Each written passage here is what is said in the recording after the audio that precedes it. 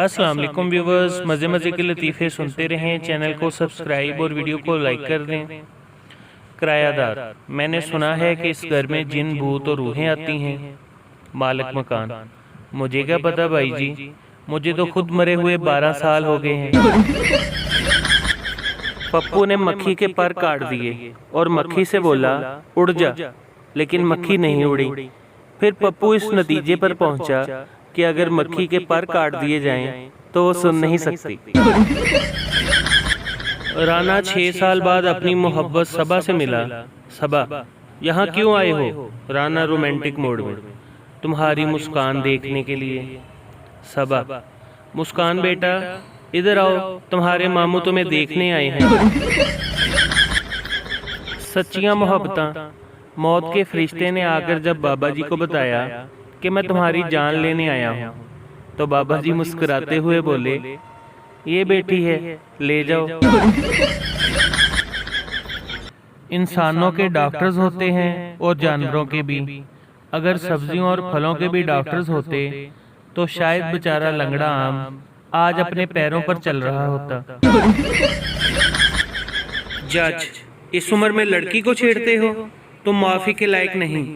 60 साल का बूढ़ा बोला, मेरी भी तो सुने जज साहब, तुम कोई 20 साल के लड़के हो जो तुम्हारी सुनो।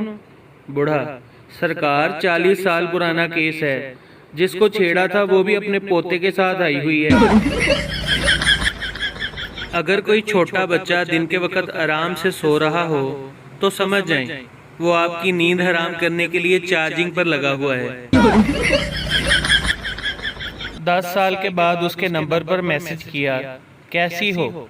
आगे से जवाब आया, मामा की शादी हो चुकी है, अंकल आप भी कर लें।